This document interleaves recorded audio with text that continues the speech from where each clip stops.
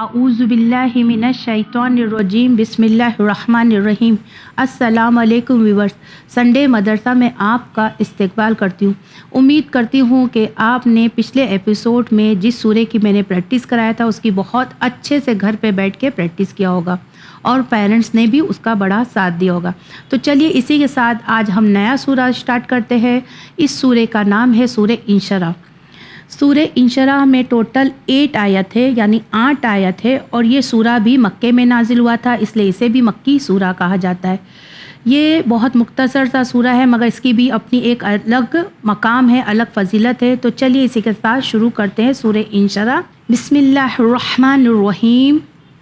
الف زبر آ، لام میم زبر لم، علم، نون شین زبر نش، روح زبر روح، نش روح، علم نشرح، لام زبر لا، کیف زبر کا، لکا، علم نشرح لکا، صاد دال زبر صد، رو زبر را، صد رو، کیف زبر کا، صد رکا۔ جس طرح دیکھ رہے آپ کی وف کے اوپر لام الف آیا ہے تو ہم کنٹینیو بھی کر سکتے ہیں، یعنی صد رک بھی پڑھ سکتے ہیں اور صد رکا بھی پڑھ سکتے ہیں۔ اگر صد رک پڑھیں گے تو کاف کی سائن کو، یعنی کیف کی جو سائن ہے اسے ہم نہیں پڑھیں گے۔ صاد دال زبر صد، رو کیف زبر رک، صد رک، اس طرح سے ہم اسے ادا کریں گے۔ اور اگر ہم نہیں اسٹاپ کر رہے ہیں تو صد رکا، علم نشرح لکا صد رک۔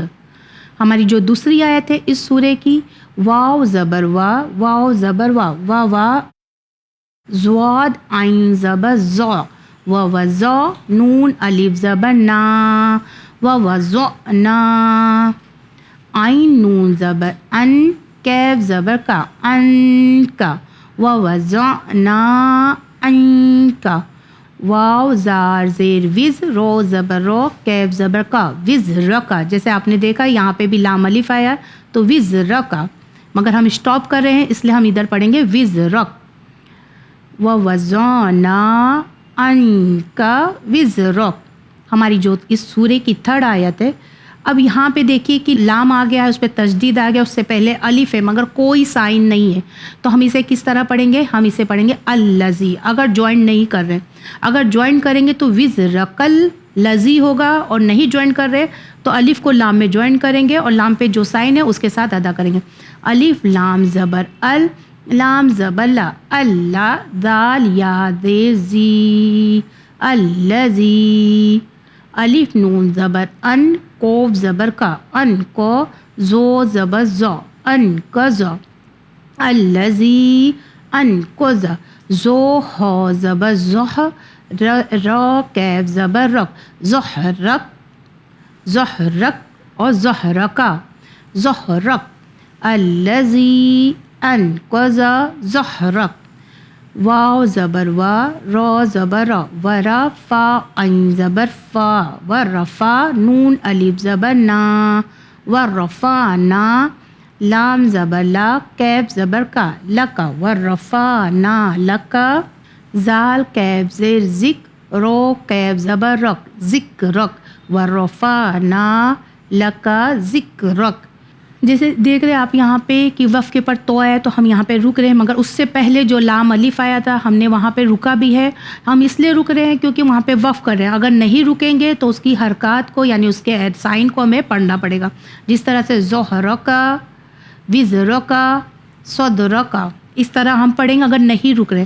اور اگر ہم اسٹاپ کر رہے ہیں، رک رہے وہاں پہ، تو اس کی حرکت کو ہم نہیں پڑھیں گے، صدرک، وزرک، زحرک۔ اور یہاں پہ آیا زال کیف زیر ذک، رو کیف زبر رک، ذکرک، کیونکہ یہاں پہ ہم اسٹاپ کر رہے ہیں، کیونکہ اوپر بھی تو ہے اور یہاں پہ وقف بھی آیا ہے تو وقف مطلق بھی ہے اور وقف بھی کرنا ہے، تو اس لیے ہم یہاں پہ رک رہے ہیں، ذکرک، ورفعنا لک ذکرک، فا زبر فا، الف نون زیر ان، فا ان، نون زبر نا، فَإِنَّ، جس طرح آپ دیکھ رہے ہیں نون پہ تشدید آ گئی ہے تو اس کا مطلب یہ ہے نون مشدد آ گیا ہے، تو فَإِنَّ، میم زبر ما، عین لام زبر ال، مَعَل، عین سین پیش اس، رو زیر ری، اسری، مَعَل اسری، فَإِنَّ مَعَل اسری، یا سین پیش یس، اب یہاں پہ پھر لام الف آ گیا ہے، رو الف دو زبر رن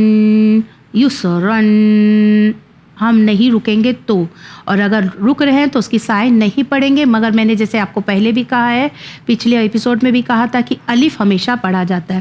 یا سین پیش یس، رو الف زبر رو یسرو، فإن مع العسر یسرا، الف نون زیر ان، نون زبر نا، نون مشدد ان، میم زبر ما، عین لام زبر ال، ما ال، عین سین پیش اس، رو زیر ری اسری، ان مع العسری، یا سین پیش یس، رو الف زبر رو یسرا، ان مع العسری یسرا، فا زبر فا الف زیر ای، فای، ذال الف زبر زا، فاذا، فا زبر فا، رو عین زبر رگ، فرگ، تا زبر تا، فرگتا، فاذا فرگت، فا نون زبر فن، صاد با زبر صب،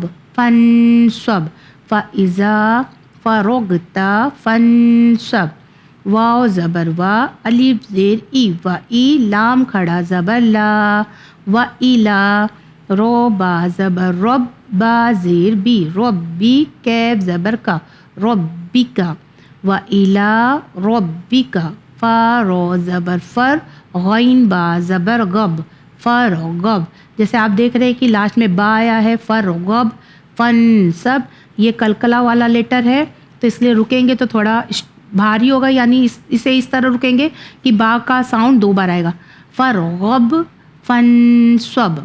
جس طرح دیکھا کہ آپ نے کس طرح سے میں نے سورہ انشراح کو الگ الگ کر کے پڑھا ہے، اب اسی کے ساتھ ایک ساتھ سورہ انشراح پڑھوں گی تاکہ بچے اور اچھے سے اس سورہ کو ادا کر سکیں. بسم اللہ الرحمن الرحیم، ألم نشرح لك صدرك ووضعنا عنك وزرك الذي أنقض ظهرك. یہ میں نے ایک ساتھ تینوں آیتوں کو لیا ہے، اس لیے اس کو اس طرح پڑھا ہے. اب الگ الگ کر کے پڑھوں گی تاکہ اور اچھے سے اس کی ادائیگی ہو سکے. ألم نشرح لك صدرك ووضعنا عنك وزرك الذي أنقض ظهرك ورفعنا لك ذكرك فإن مع العسر يسرا، إن مع العسر يسرا، فإذا فرغت فانصب وإلى ربك فارغب. جیسے آپ نے دیکھا کہ کس طرح سے سورہ انشراح کی کوشش کی ہوں کہ بچے بہت آسانی سے سورہ انشراح کی بھی ادائیگی کر سکے، پڑھ سکے اور زیادہ سے زیادہ گھر پہ بیٹھ کے اس کی پریکٹس کریں. امید کرتی ہوں کہ آپ اپنے بچوں کو خود بھی پریکٹس کریں گے قرآن مجید کی، اور اپنے بچوں کو بھی اس درس کے ذریعے سے اپنے بچوں کو بھی زیادہ سے زیادہ پریکٹس کرائیں گے. چلیے مجھے دیجیے اجازت، بڑھتے ہیں مورل اسٹوری کی طرف. خدا حافظ. بسم اللہ الرحمن الرحیم. پیارے بچوں، السلام علیکم. آپ تمام کا استقبال ہے پروگرام سنڈے مدرسہ میں. ہماری جو آج کی سٹوری ہے، آج کی داستان ہے، آج کی کہانی ہے، یہ ہمارے آخری نبی حضرت محمد مصطفیٰ صلی اللہ علیہ وآلہ وسلم کے زمانے سے جڑی ہوئی ہے.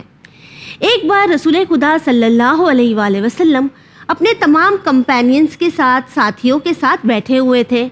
تب آپ کی خدمت میں ایک بہت ہی بزرگ شخص آیا اور وہ آپ سے کہنے لگا کہ اے اللہ کے رسول، میں چاہتا ہوں کہ آپ اللہ کی بارگاہ میں میرے لیے دعا کریں کہ پروردگار عالم میرے رزق میں اضافہ کرے. اس نے بس اللہ کے رسول سے، رسول خدا صلی اللہ علیہ وآلہ وسلم سے یہ التجا کی دعا کرنے کے لیے، اور وہ وہیں رک گیا.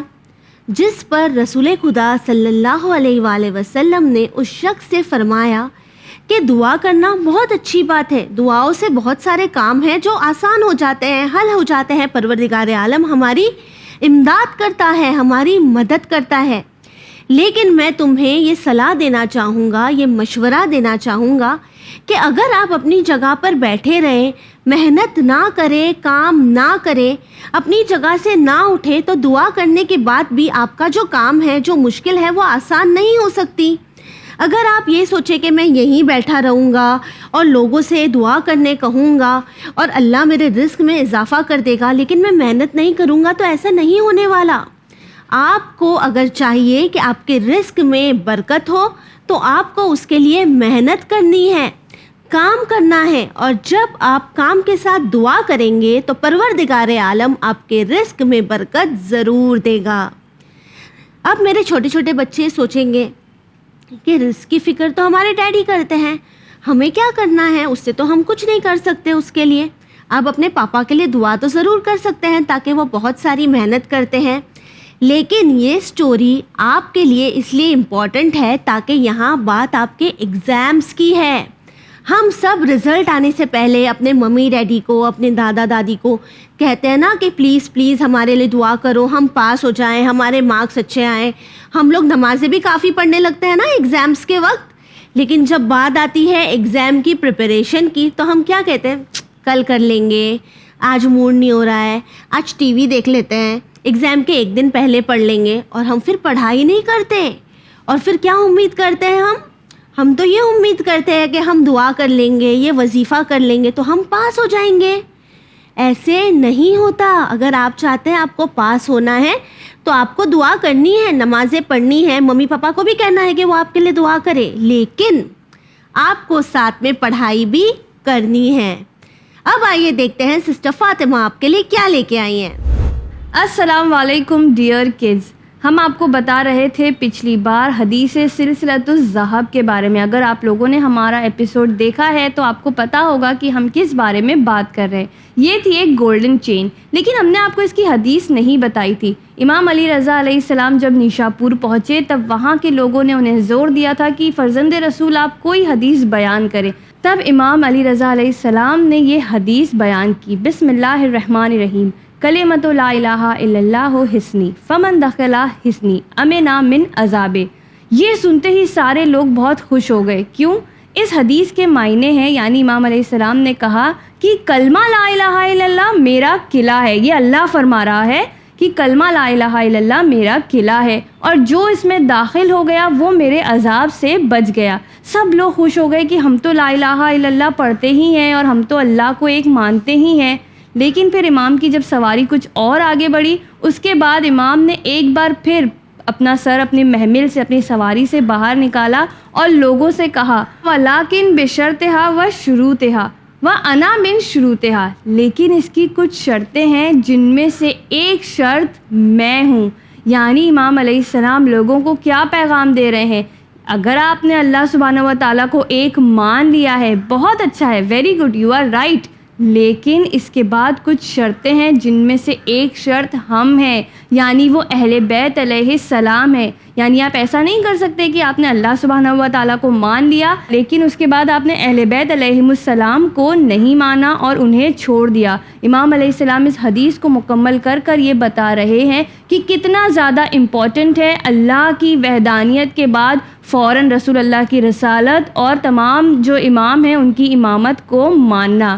پھر یہ جو نیشاپور نامی جگہ ہے، اگر جو لوگ زیارت پر گئے ہیں، جو نہیں گئے ہیں انشاءاللہ اللہ انہیں جانا نصیب کرے۔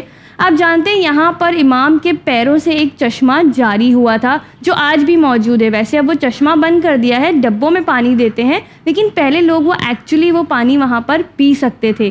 وہاں پر ایک پتھر ہے جس پر امام علی رضا علیہ السلام کے قدموں کے نشان آ گئے تھے، یعنی وہ پتھر جب امام اس پر کھڑے ہوئے تھے تو وہ پتھر نرم ہو گیا تھا اور اس نے امام کے قدمگاہ کے جو نشان ہیں وہ لے لیے تھے، اور آج بھی یہ زیارت گاہوں پر اسے ایک ذریعے میں رکھا گیا ہے، لوگ جاتے ہیں، اس کی زیارت کرتے ہیں۔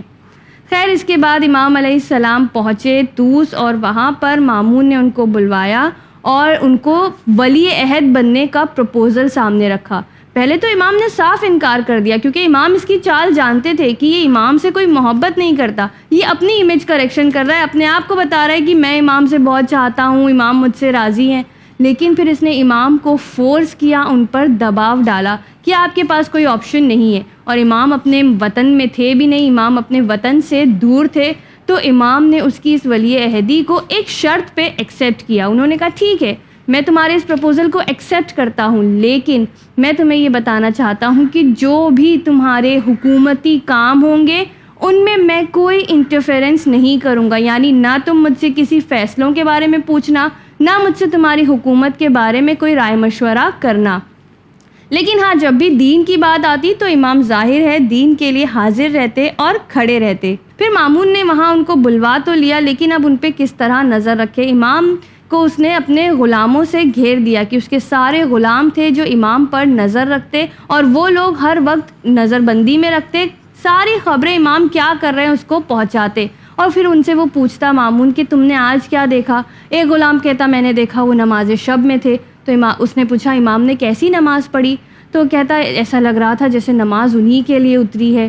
پھر اس کے بعد دوسرے غلام سے پوچھا کہ آج کیا دیکھا؟ میں نے دیکھا وہ قرآن پڑھ رہے تھے. اس نے پوچھا قرآن کیسا پڑھ رہے تھے؟ اس نے کہا ایسا لگ رہا تھا قرآن انہی کے لیے نازل ہوا ہے. تو یہ دیکھ کر یہ بہت اندر سے کھولنے لگا کہ میں ان لوگوں کو تنخواہ دیتا ہوں، یہ میرے جاسوس ہیں، لیکن ان کے دلوں میں جو محبت ہے یہ امام علی رضا علیہ السلام کی ہی ہے، اور اسی محبت سے جلتا رہتا اور اس کوشش میں رہتا کہ کسی طرح لوگوں کے سامنے امام کو نیچا دکھائے. ساتھ ہی ساتھ مامون بہت ہی شوقین تھا، اسے بہت پسند تھا کہ لوگ آئیں دربار میں الگ الگ ٹاپکس پر ڈیبیٹ کریں. اسی طرح اس نے امام علیہ السلام کے لیے بھی ایک ڈیبیٹ رکھا. لیکن اب کیونکہ وہ ایک لمبی ڈسکشن ہے اسی لیے ہمارے اس ایپیسوڈ کو یہاں ختم کرتے ہیں. اگلے ہفتے ہم دیکھیں گے بہت ہی انٹرسٹنگ واقعہ جو مامون کے دربار میں ہوا. دیکھتے ہیں سسٹر سکینہ آپ کے لیے کون سے سورے کی تفسیر لائی ہیں. السلام علیکم بچوں، آج کے ایپیسوڈ میں ہم سورہ واقعہ کی تفسیر کو ڈسکس کر رہے ہیں. سورہ واقعہ قرآن کا 56 نمبر کا سورہ ہے اور یہ ایک مکی سورہ ہے، یعنی یہ سورہ مکے میں نازل ہوا تھا. اس سورہ میں ٹوٹل 96 آیتیں ہیں اور یہ سورہ آپ کو قرآن کی 27 پارے میں ملے گا. ہم نے آیت نمبر 1 سے لے کے 56 تک پچھلے کچھ ایپیسوڈ ڈسکس کر لیا ہے. اگر آپ نے نہیں دیکھا ہے تو ضرور جا کے ان ایپیسوڈ کو دیکھیے. اور آج کے ایپیسوڈ میں ہم آیت نمبر 57 سے کنٹینیو کریں گے. تو آئیے آج کی تفسیر کو سٹارٹ کرتے ہیں. بسم اللہ الرحمن الرحیم. آیت نمبر 57. نحن خلقناکم فلولا تصدقون. اس آیت میں اللہ فرماتا ہے ہم نے تم کو پیدا کیا ہے تو دوبارہ پیدا کرنے کی تصدیق کیوں نہیں کرتے؟ تو اس آیت کے ذریعے اللہ ہمیں بتا رہا ہے کہ جو لوگ کویشچن کرتے ہیں کہ جب ہم مر جائیں گے تو کیا اللہ ہمیں پھر سے پیدا کر سکے گا، تو اللہ اس آیت میں ہمیں کہہ رہا ہے کہ جب اللہ نے ہمیں ایک بار پیدا کیا ہے تو اللہ ہمیں دوسری بار پیدا کیوں نہیں کر سکتا. آیت نمبر 58.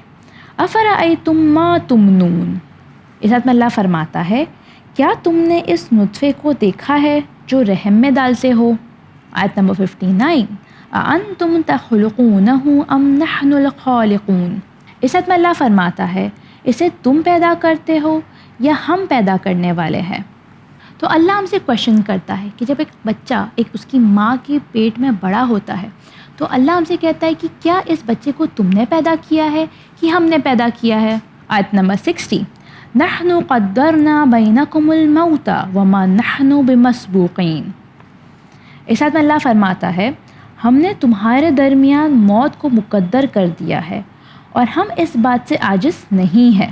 تو اللہ آیت نمبر 60 میں کہہ رہا ہے کہ اللہ نے انسان کی زندگی میں موت کو مقدر کر دیا ہے، یعنی موت کو بنایا ہے، اور اللہ اس بات سے عاجز نہیں ہے.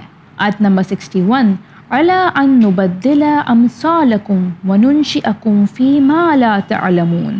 تو اس آیت میں اللہ فرماتا ہے کہ تم جیسے اور لوگ پیدا کر دے اور تمہیں اس عالم میں دوبارہ ایجاد کر دے جسے تم جانتے بھی نہیں ہو. تو آیت نمبر 61 میں اللہ میں کہہ رہا ہے کہ جب تم کویشچن کرتے ہو کہ کیا اللہ تمہیں دوبارہ پیدا کر سکے گا یا نہیں، تو اللہ کہتا ہے کہ وہ تمہیں دوبارہ پیدا کر دے گا اور تم جیسے لوگوں کو پھر سے پیدا کرنے کے بعد الگ الگ جگہ پہ ڈال دے گا اور جسے تم جانتے بھی نہیں ہو. آیت نمبر 62. وَلَقَدْ عَلِمْتُمُ النَّشْأَةَ الْأُولَىٰ فَلَوْلَا تَذَكَّرُونَ. تو اس آیت میں اللہ کہتا ہے اور تم پہلے خلقت کو تو جانتے ہو تو پھر اس میں غور کیوں نہیں کرتے ہو. تو اللہ اس آیت میں ہمیں کہہ رہا ہے کہ جب اللہ نے ہمیں ایک بار پیدا کر دیا ہے اور مرنے کے بعد اللہ ہمیں پھر سے پیدا کر سکتا ہے، بیکاز اللہ کے پاس وہ توانائی ہے، وہ ایبیلٹی ہے. تو اللہ ہم سے پوچھتا ہے کہ آپ لوگ اس بات پہ یقین کیوں نہیں کر سکتے کہ اللہ تمہیں واپس پیدا کر سکتا ہے. تو آج کے ایپیسوڈ میں بس اتنا ہی. آپ ٹیم سنڈے مدرسہ کو دیجیے اجازت اور بنے رہیے چینل ون پر.